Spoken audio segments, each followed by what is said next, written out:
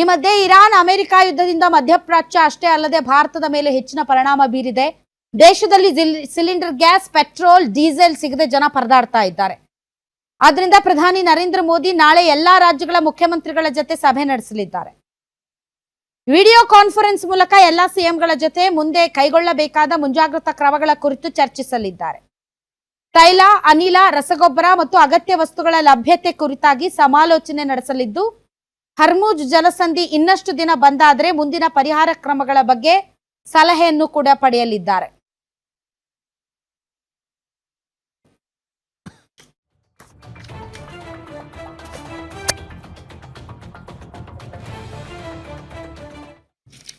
Madam, ಏನಾಗ್ಬೋದು ಅಂದ್ರೆ ಬಹಳಷ್ಟು ಚರ್ಚೆ ಆಗ್ತಿದೆ.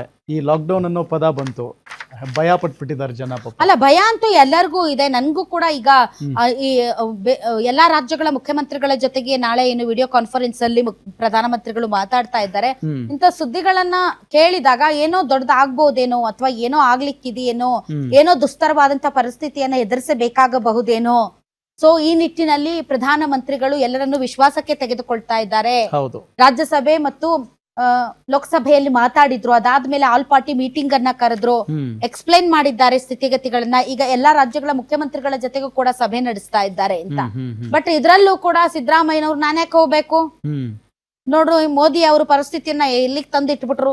ಮುಂಜಾಗ್ರತೆ ತೆಗೆದುಕೊಂಡಿದ್ರೆ, ನಮ್ಮ ವಿದೇಶಾಂಗ ನೀತಿಗಳು ತುಂಬಾ ಚೆನ್ನಾಗಿದ್ದಿದ್ರೆ ಇವತ್ತು ನಮ್ಗಿಂತ ಪರಿಸ್ಥಿತಿ ಬರ್ತಾ ಇರ್ಲಿಲ್ವೇನೋ, ಇರಾನ್ ನಮ್ಗೋಸ್ಕರ ಮಾತ್ರ ಹಡಗುಗಳನ್ನ ಬಿಡ್ತಾ ಇತ್ತೇನೋ, ನಾವು ಸರಿಯಾದ ಸಮಯಕ್ಕೆ ಸರಿಯಾದ ನಿರ್ಧಾರ ತೆಗೆದುಕೊಳ್ಳಲಿಲ್ಲವೇನೋ, ಆ ತರ ಎಲ್ಲ ಸಬೂಬು ಕೊಟ್ಟು ಈ ಒಂದು ಮೀಟಿಂಗಿಗೆ ಗೈರು ಹಾಕ್ತಾರೆ ಅಂತ ನನ್ಗನ್ಸಲ್ಲ.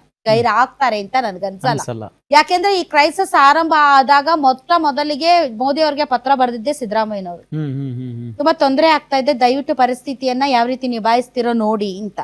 ಸೊ ಈ ಹಿನ್ನೆಲೆಯಲ್ಲಿ ಯಾವ ಮುಖ್ಯಮಂತ್ರಿಗಳು ಇಂತಹ ಎಮರ್ಜೆನ್ಸಿ ಮತ್ತು ತುಂಬಾನೇ ಮಹತ್ವವಾದಂತಹ ಇಂತಹ ಕ್ರೈಸಿಸ್ ಟೈಮ್ ಅಲ್ಲಿ ಮೀಟಿಂಗ್ ಗಳನ್ನ ಸ್ಕಿಪ್ ಮಾಡೋದು ಒಳ್ಳೆಯ ಲಕ್ಷಣ ಅಲ್ಲ. ಒಕ್ಕೂಟ ವ್ಯವಸ್ಥೆಯಲ್ಲಿ ಇವತ್ತು ನಿಮ್ಗೆ ಗ್ಯಾಸ್ ಮತ್ತೆ ಪೆಟ್ರೋಲು ಅಥವಾ ಡೀಸೆಲ್ ಏನಾದ್ರೂ ನಿಮ್ಗೆ ಕೊರತೆ ಆದ್ರೆ ನೀವು ಅಲ್ಲೇ ಕೇಳಬೇಕೆ ಹೊರತು ಇನ್ನೊಂದು ದೇಶದ ಪ್ರಧಾನಿ ಜೊತೆ ಕೇಳಕ್ ಆಗಲ್ಲ ನೀವು, ಸಿದ್ದರಾಮಯ್ಯನವರು. ಸೊ ಈ ಒಕ್ಕೂಟ ವ್ಯವಸ್ಥೆಯಲ್ಲಿ ಇವೆಲ್ಲ ಇರ್ತವೆ. ಬಟ್ ಅದರ್ವೈಸ್ ಜನರ ಹಿತದೃಷ್ಟಿಯಿಂದ ಮತ್ತು ಕರ್ನಾಟಕದ ಹಿತದೃಷ್ಟಿಯಿಂದ ಸಭೆಯಲ್ಲಿ ಪಾಲ್ಗೊಳ್ಳಬೇಕಾಗುತ್ತೆ. ಸಭೆಯಲ್ಲಿ ಕರ್ನಾಟಕದ ಪರಿಸ್ಥಿತಿಯನ್ನ ಎಕ್ಸ್ಪ್ಲೇನ್ ಮಾಡ್ಬೇಕಾಗತ್ತೆ.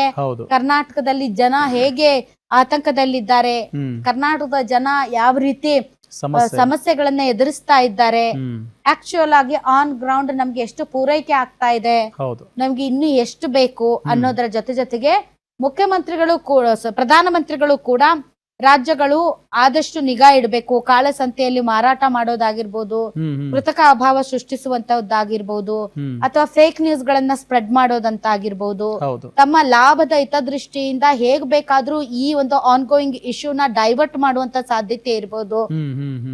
ಅಂತಹ ಪಟ್ಟಭದ್ರ ಹಿತಾಸಕ್ತಿಗಳಿಗೆ ಯಾವ ರಾಜ್ಯ ಸರ್ಕಾರಗಳು ಕೂಡ ಸೊಪ್ಪು ಹಾಕದ ರೀತಿಯಲ್ಲಿ ಕಂಪ್ಲೀಟ್ ಟೈಟ್ ಮಾಡಿ ಅಂತ ಪ್ರಧಾನಮಂತ್ರಿಗಳು ನಾಳೆ ಸಭೆಯಲ್ಲಿ ಹೇಳಬಹುದು ಮತ್ತು ಪರಿಸ್ಥಿತಿಯ ಸಂಪೂರ್ಣ ಮಾಹಿತಿಯನ್ನ ಕೊಡಬಹುದು.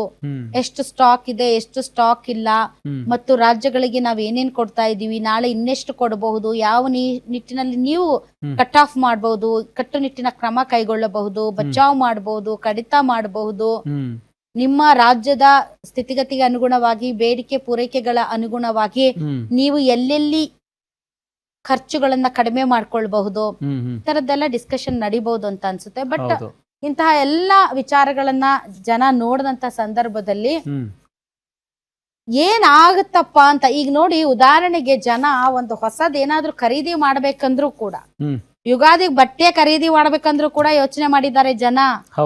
ಮುಂದೆ ಪರಿಸ್ಥಿತಿ ಹೆಂಗೆಂಗೋ ಇದೆಯಂತಪ್ಪ, ಏನ್ ಒಂದ್ 3-4 ಸಾವಿರ ಖರ್ಚು ಮಾಡಿದ್ರೆ ಅದೇ ಅದಕ್ಕಾದ್ರೂ ಇರ್ತೈತಿ, 2 ಸಿಲಿಂಡರ್ ಆದ್ರೂ ಬರ್ತೈತಿ, ಅದಕ್ ಬೇಕು ಅಂತ ಜನ ಈಗಲೇ ಕಡಿತ ಮಾಡಕ್ಕೆ, ಉಳಿತಾಯ ಮಾಡೋದಕ್ಕೆ ಹೊರಟಿದ್ದಾರೆ.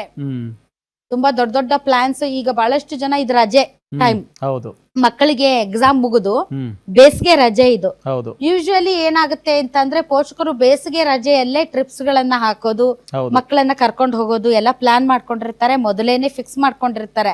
ಬಟ್ ಬಿಕಾಸ್ ಆಫ್ ಈ ಕ್ರೈಸಿಸ್ ಬಹಳ ಜನ ಊರುಗಳಿಗೆ ಹೋಗೋದಾಗಿರ್ಬೋದು, ಅಥವಾ ಯಾವ್ದಾದ್ರು ಟ್ರಿಪ್ ಗಳಿಗೆ ಹೋಗೋದಾಗಿರ್ಬೋದು, ವಿದೇಶಿ ಪ್ರವಾಸ ಆಗಿರ್ಬಹುದು, ಅವೆಲ್ಲವುಗಳನ್ನ ಕೂಡ ಹೋಲ್ಡ್ ಮಾಡ್ತಾ ಇದ್ದಾರೆ. ಬಿಕಾಸ್ ನಾಳೆ ಪರಿಸ್ಥಿತಿ ಎಂತದ್ ಬರುತ್ತೋ ಏನ್ ಬರುತ್ತೋ ಈಗಲೇ ಜೇಬ್ ಖಾಲಿ ಮಾಡ್ಕೊಂಡ್ಬಿಟ್ರೆ ಮುಂದಿನ ದಿನಗಳನ್ನ ಎದುರಿಸೋದಕ್ಕೆ ನಮ್ಮ ಹತ್ರ ಕೊರತೆ ಉಂಟಾಗಬಹುದು ಅನ್ನೋ ಕಾರಣಕ್ಕೆ. ಹೌದು. ಸೊ ಹಾಗಾಗಿ ನೀವು ಕೂಡ ಕಡಿತ ಮಾಡ್ಕೊಳ್ಳೋದು ಬೆಟರು. ವೃಥಾ ಖರ್ಚು ಮಾಡೋದಾಗ್ಲಿ, ಅನಾವಶ್ಯಕವಾಗಿ ಓಡಾಟ ಆಗ್ಲಿ. ನೀವು ಓಡಾಡ್ತೀನಿ ಅಂತಂದ್ರು ಪೆಟ್ರೋಲ್ ಬಂಕ್ಗಳಲ್ಲಿ ಪೆಟ್ರೋಲ್ ಡೀಸೆಲ್ ಸಿಗೋದು ಸ್ವಲ್ಪ ಕಷ್ಟ ಇದೆ. ಸೊ ಹಾಗಾಗಿ ಇಂತಹ ಪರಿಸ್ಥಿತಿಗಳಲ್ಲಿ ಈ ದೇಶದ ಉತ್ತಮ ನಾಗರಿಕರಾಗಿ ನಾವು ಕೆಲವೊಂದು ಕರ್ತವ್ಯಗಳಿವೆ. ಆ ಕರ್ತವ್ಯಗಳನ್ನ, ಜವಾಬ್ದಾರಿಗಳನ್ನ ನಾವು ಕೂಡ ನಿಭಾಯಿಸ್ಬೇಕು. ಕೇವಲ ಮತ ಹಾಕಿದ ಮಾತ್ರಕ್ಕೆ ರಾಜಕೀಯ ನಾಯಕರು ಮೋದಿ ಹೇನಾ ಸಿದ್ದರಾಮಯ್ಯ ಇದಾರಲ್ಲ ಅಂತ ಸುಮ್ನೆ ಕುತ್ಕೊಳ್ಳೋದಲ್ಲ. ನಾವು ಕೂಡ ಕೈ ಜೋಡಿಸಬೇಕು ಮತ್ತು ಅನಾವಶ್ಯಕವಾಗಿ ಪ್ಯಾನಿಕ್ ಆಗಿ ಇವುಗಳನ್ನ ಯಾವಗಳನ್ನ ದೊಡ್ಡ ದೊಡ್ಡ ಡಬ್ಬಿಗಳನ್ನ, ದೊಡ್ಡ ದೊಡ್ಡ ಅಂಡೆಗಳನ್ನ, ದೊಡ್ಡ ದೊಡ್ಡ ಬಕೆಟ್ಗಳನ್ನ ತಗೊಂಡೋಗಿ ಇದಕ್ ಪೆಟ್ರೋಲ್ ಹಾಕಿ ಅಂತ ನಿಂತ್ಕೊಳ್ಳೋದು. ಗ್ಯಾಸ್ 2 ಇದ್ರೂ ಕೂಡ ಇನ್ನೊಂದು ಗ್ಯಾಸ್ಗೋಸ್ಕರ ಅಲ್ಲಿ ಹೋಗಿ ಏಜೆನ್ಸಿ ಮುಂದೆ ಜಗಳ ಮಾಡೋದು, ಇವೆಲ್ಲ ಮಾಡೋದು ಬೇಡ. ನಾವು ಜವಾಬ್ದಾರಿ ಇರುತ್ತೆ ಅಂತ ಸ್ವಲ್ಪ ವರ್ತಿಸಿದ್ರೆ ಬೆಟ್ರ್ ಅಂತ ಅನ್ಸುತ್ತೆ.